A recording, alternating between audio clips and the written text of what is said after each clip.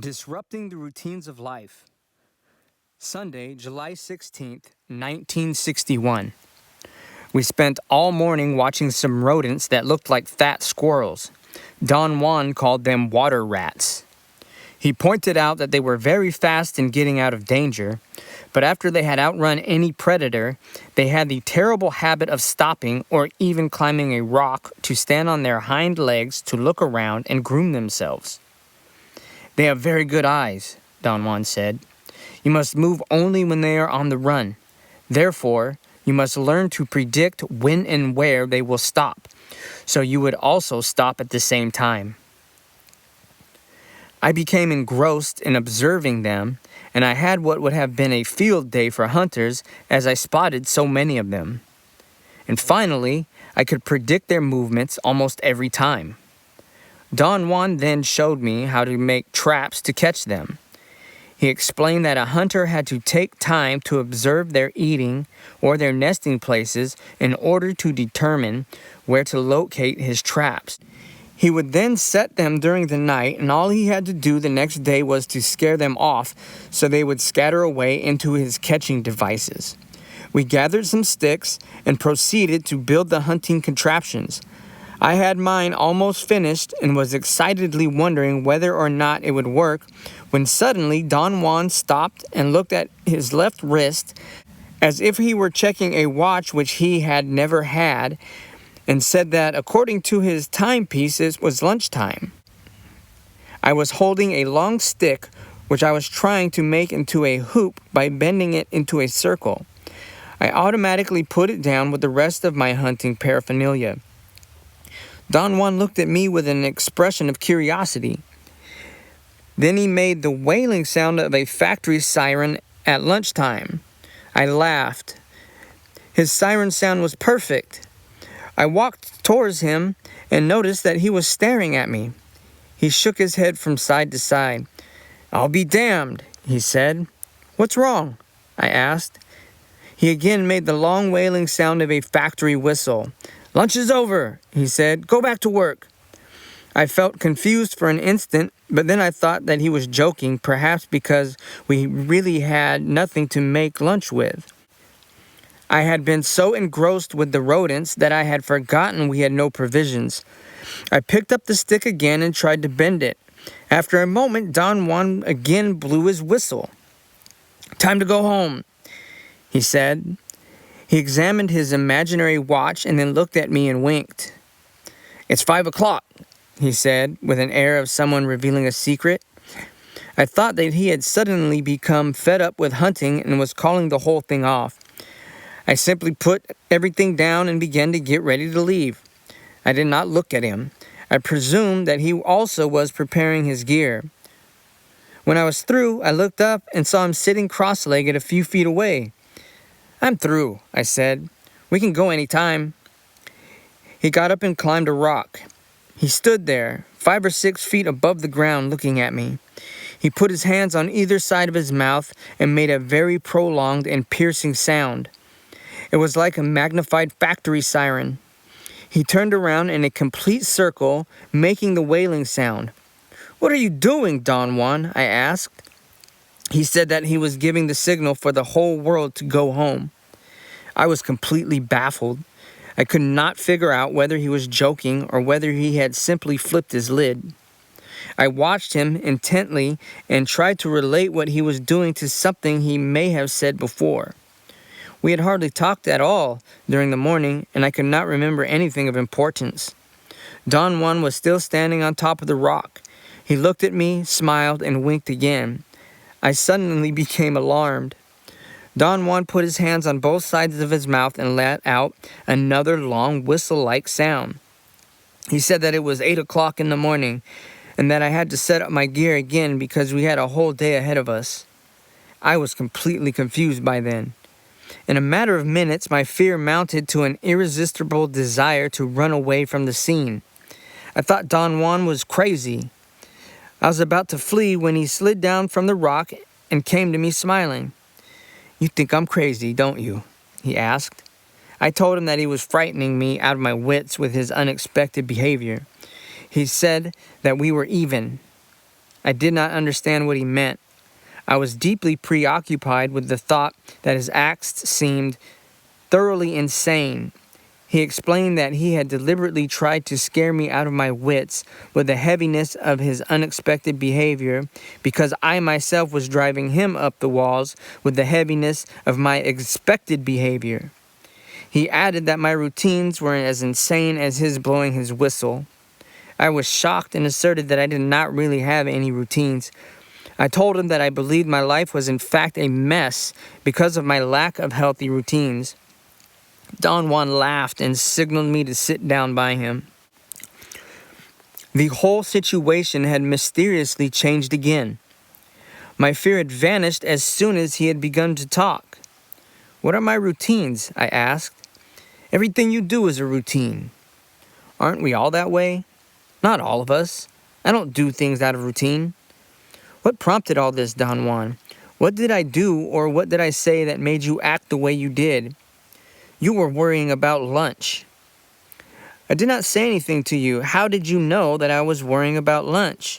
"You worry about eating every day around noontime, and around 6 in the evening, and around 8 in the morning," he said with a malicious grin. "You will worry about eating at those times even if you're not hungry. All I had to do to show your routine spirit was to blow my whistle. Your spirit is trained to work with a signal." He stared at me with a question in his eyes. I could not defend myself. "Now you're getting ready to make hunting into a routine," he went on. "You've already set your pace in hunting. You talk at a certain time, eat at a certain time, and fall asleep at a certain time." I had nothing to say. The way Don Juan had described my eating habits was the pattern I used for everything in my life. Yet I strongly felt that my life was less routine than that of some of my friends and acquaintances. "You know a great deal about hunting now," Don Juan continued. "It'll be easy for you to realize that a good hunter knows one thing above all. He knows the routines of his prey. That's what makes him a good hunter. If you would remember the way I have proceeded in teaching you hunting, you would perhaps understand what I mean. First, I taught you how to make and set up your traps. Then I taught you the routines of the game you were after. And then we tested the traps against their routines. Those parts are the outside forms of hunting. Now I have to teach you the final, and by far the most difficult part. Perhaps years will pass before you can say that you understand it and that you're a hunter." Don Juan paused, as if to give me time. He took off his hat and imitated the grooming movements of the rodents we had been observing. It was very funny to me. His round head made him look like one of those rodents. "To be a hunter is not just to trap game," he went on. "A hunter that is worth his salt does not catch game because he sets his traps, or because he knows the routines of his prey, but because he himself has no routines. This is his advantage. He is not at all like the animals he is after, fixed by heavy routines and predictable quirks. He is free, fluid, unpredictable." What Don Juan was saying sounded to me like an arbitrary and irrational idealization. I could not conceive of a life without routines. I wanted to be very honest with him, and not just agree or disagree with him. I felt that what he had in mind was not possible to accomplish by me or by anyone. "I don't care how you feel," he said. "In order to be a hunter, you must disrupt the routines of your life. You have learned quickly, and now you can see that you are like your prey, easy to predict." I asked him to be specific and give me concrete examples. "I'm talking about hunting," he said calmly. "Therefore, I am concerned with the things animals do, the places they eat, the place, the manner, the time they sleep, where they nest, how they walk. These are the routines I am pointing out to you so you can become aware of them in your own being. You have observed the habits of animals in the desert. They eat or drink at certain places. They nest at specific spots. They leave their tracks in specific ways. In fact, everything they do can be foreseen or reconstructed by a good hunter. As I told you before, in my eyes you behave like your prey. Once in my life, someone pointed out the same thing to me, so you're not unique in that. All of us behave like the prey we are after. That, of course, also makes us prey for something or someone else. Now the concern of a hunter who knows all this is to stop being a prey himself. Do you see what I mean?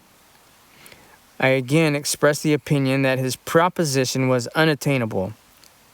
It takes time, Don Juan said. You could begin by not eating lunch every single day at 12 o'clock. He looked at me and smiled benevolently. His expression was very funny and made me laugh. There are certain animals, however, that are impossible to track, he went on. There are certain types of deer, for instance, which a fortunate hunter might be able to come across by sheer luck once in his lifetime. Don Juan paused dramatically and looked at me piercingly. He seemed to be waiting for a question, but I did not have any. What do you think makes them so difficult to find and so unique? He asked. I shrugged my shoulders because I did not know what to say.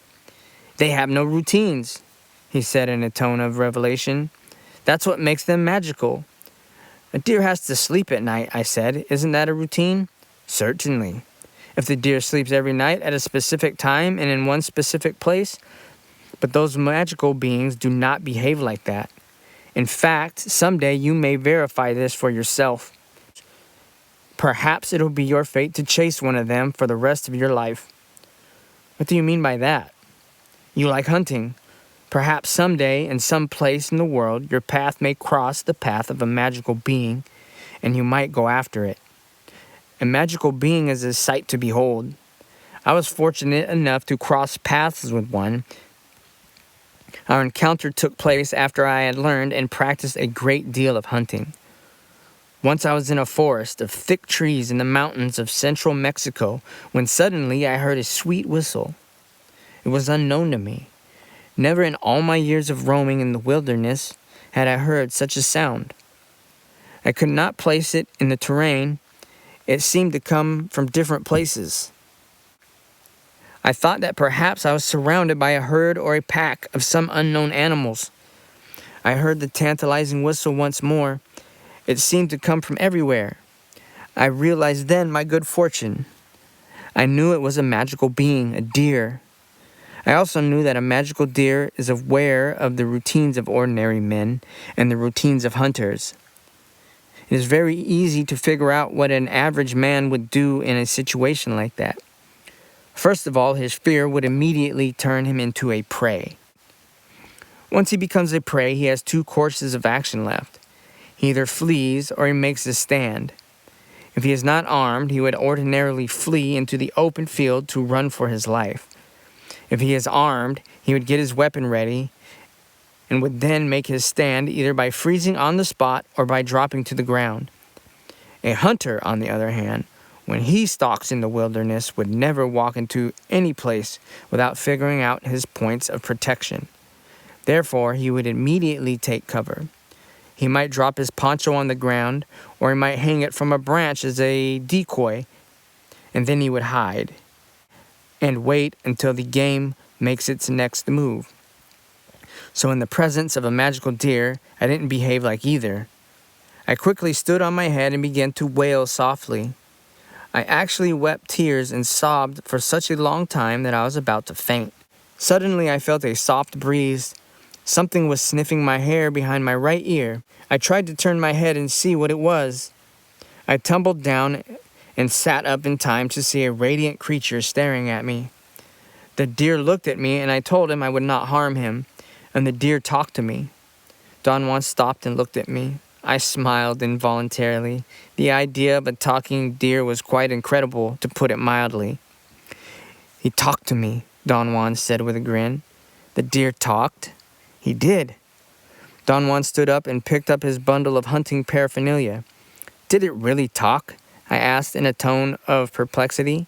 Don Juan roared with laughter. What did I say? I asked in half jest. I thought he was pulling my leg. Don Juan was quiet for a moment, as if he were trying to remember. Then his eyes brightened and he told me that the deer had said, the magical deer said, "Hello, friend." Don Juan went on, and I answered, Hello. Then he asked me, why are you crying? And I said, because I am sad. Then the magical creature came to my ear and said as clearly as I am speaking now, don't be sad. Don Juan stared into my eyes. He had a glint of sheer mischievousness. He began to laugh uproariously. I said that his dialogue with the deer had been short of dumb. What did you expect? He asked, still laughing. I'm an Indian. His sense of humor was so outlandish that all I could do was laugh with him. You don't believe that a magical deer talks to you? I'm sorry, but I just can't believe things like that can happen, I said. I don't blame you, he said reassuringly. It's one of the darndest things. That's that. Thank you very much.